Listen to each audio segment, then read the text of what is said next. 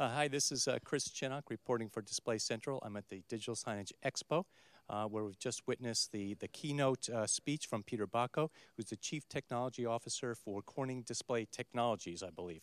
Corning Glass Technologies. Corning Glass Technologies. Close enough. Okay, excellent. So there were a lot of actually really good points that Peter made in his talk today.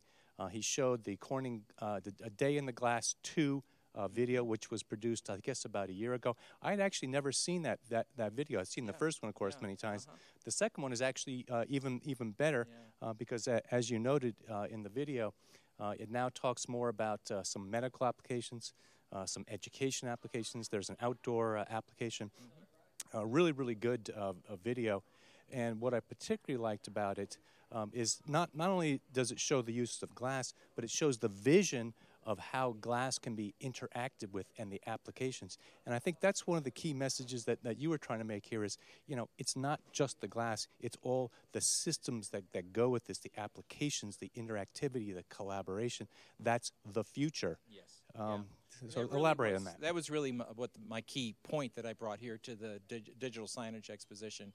And this is the right audience because digital signage seems to be the area where they're really taking some big risks in terms of new display technologies, new levels of interactivity, and new value propositions. And so I showed the day made of glass is just a way to articulate a future where we are just surrounded and immersed in these displays that are highly interactive, that are actually bringing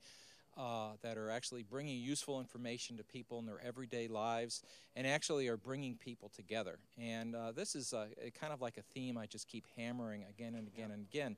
The whole point of this technology is not necessarily just to make a better display or to amuse, but really to help us collaborate better and connect better. In Day Made of Glass, a lot of the use of these advanced displays is really in various people together using it to interact with information. Yeah.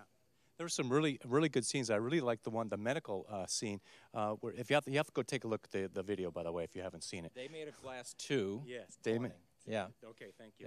Yeah. And in the medical sequence, the doctor walks into this medical bay, basically. It's a big blank white wall, and he illuminates, the wall lights up, and there are all these medical diagnostics of CAT scans and whatnot. And on the other side of this transparent wall is another doctor that they're interacting with and collaborating. Really cool vision. Yeah, presumably in China. And so actually, you know, it's kind of remote medicine in that way. And this is one of the criticisms of the Day Made of Glass 1. Everybody enjoyed it, but they pointed out that, geez, it appeared to be too heavily weighted towards consumerism and also just entertainment. Yeah. Okay, so we wanted to show something a little bit more useful. So how could these very realistic, immersive displays be used to actually where it benefits people's lives? And I hope we could do that.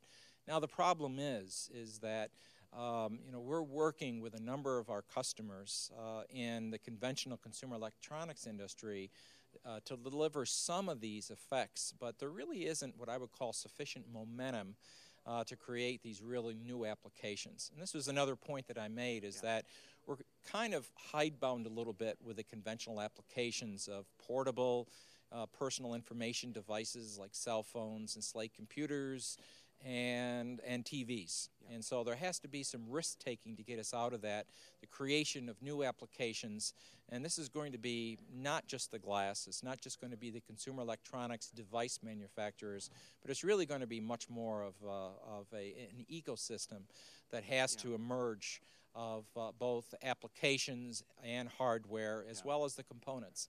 I think one of the key reasons that you're at the Digital Signage Expo specifically is because the consumer electronics industry is a little bit challenged financially and economically right now to make these innovations, but the signage market is potentially more motivated. Yeah, I mean, I came to this conference last year, and I was really surprised and gratified to see the size and the energy here, and also the fact that Corning seemed to have a recognizable brand. Yeah. And I'm coming back this year, and frankly, I'm shocked at the amount of growth. And so I wanted to congratulate DSE on its 10th anniversary, and it's a tremendous amount of progress. And as I made the point in my talk, digital signage, public displays is going to be the vanguard of some of our most exciting new technologies and capabilities in this display-centric industry. Great. Well, thank you, Peter. Okay, Chris.